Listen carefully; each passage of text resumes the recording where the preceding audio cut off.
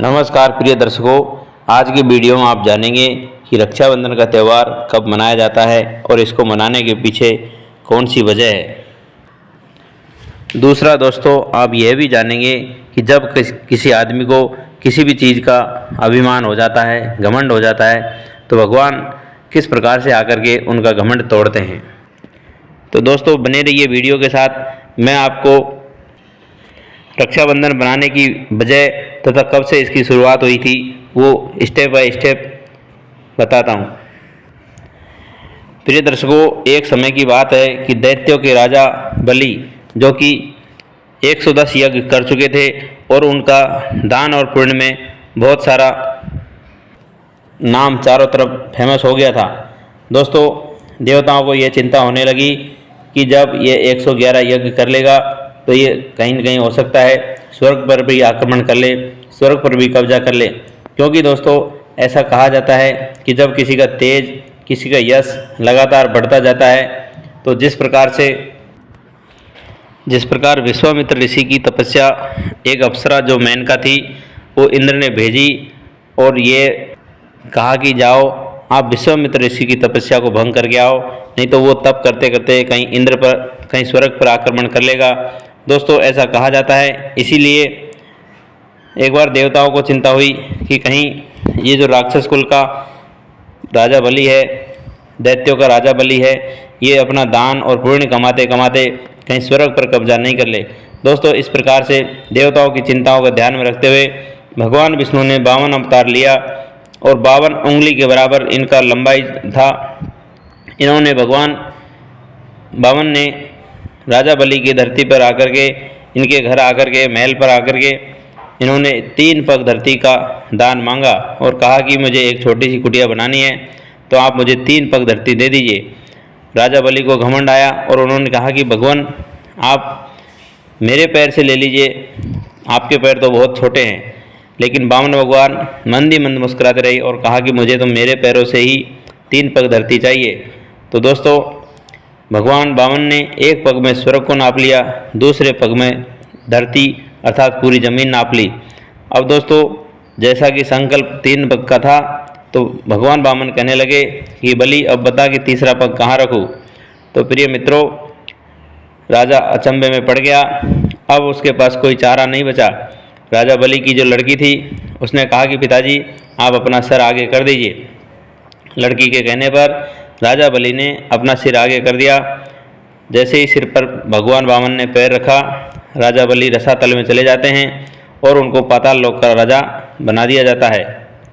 प्रिय दर्शकों, इस प्रकार से पाताल लोक में जब राजा बलि का शासन हो गया, राजा बलि से भगवान वामन ने कहा कि यदि आपको कुछ मांगना है तो मांगिए। दोस्तों वामन भगवान के इस ऑफर पर राजा बलि ने कहा कि हे भगवान, आप मुझे हर द्वार के सामने, जब भी मैं जिस द्वार से निकलूं, मुझे आप दिखाई देने चाहिए। इस प्रकार से भगवान वामन को उन्होंने बांध लिया और भगवान वामन को द्वारपाल के रूप में राजा बलि की नौकरी करनी पड़ी। आगे प्रिय दर्शकों, बहुत समय तक वामन भगवान अर्थात विष्णु भगवान अपने धाम में वापस नहीं आए, तो लक्ष्मी जी को चिंता होने लगी। लक्ष्मी जी ने नारद जी से पूछा कि मेरे पतिदेव कहाँ हैं और वो कैसे वापस आ सकते हैं।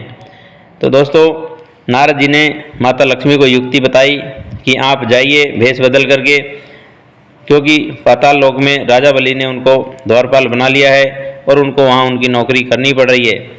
तो प्रिय दर्शकों, माता लक्ष्मी भेष बदल करके गई और उन्होंने राजा बलि को अपना भाई बना लिया और भाई बना करके उनको रक्षाबंधन बांध दिया और रक्षाबंधन बांध करके उपहार में उन्होंने जो द्वारपाल बने भगवान विष्णु बैठे थे उनको मांग लिया। राजा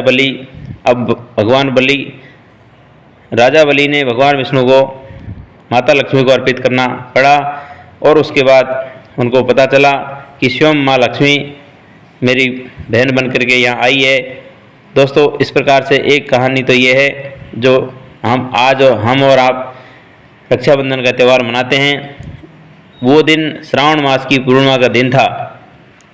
दूसरी कहानी के अनुसार भविष्य पुराण में प्राचीन काल में वर्णित है कि 12 वर्षों तक लगातार देवताओं और असुरों में युद्ध चल रहा था।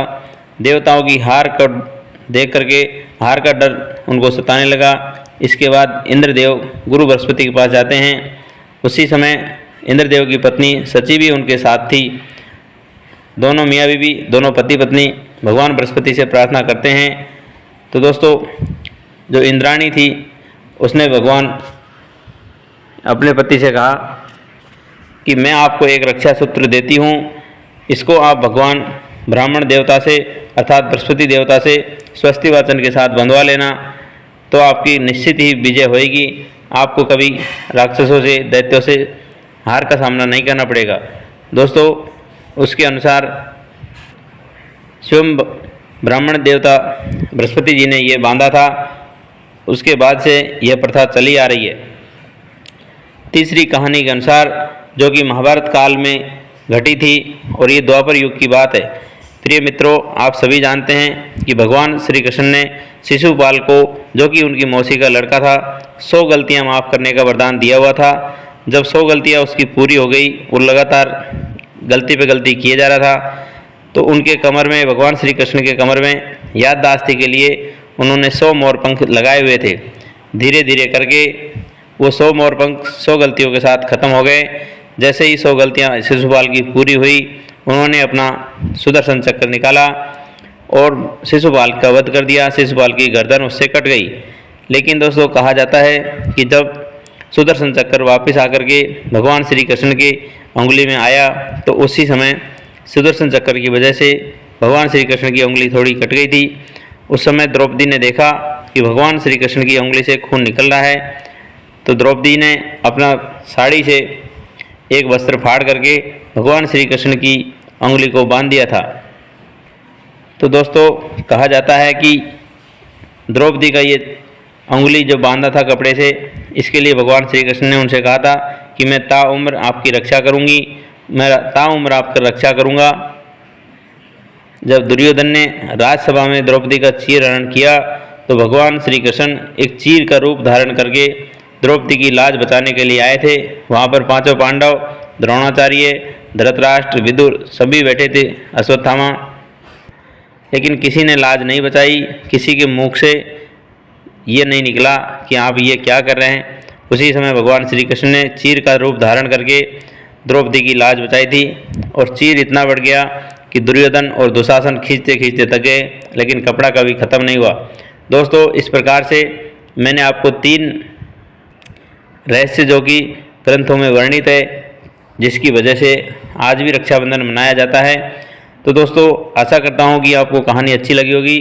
कहानी अच्छी लगी हो तो चैनल को सब्सक्राइब करें, बेल आइकन को प्रेस कर ले और कमेंट में जय विष्णु भगवान, जय वामन भगवान की ज़रूर लिखें। आप सभी को आस्था भावनगर चैनल की तरफ से रक्षाबंधन की हार्दिक शुभकामनाएं। सभी को हरिओम, राधे राधे।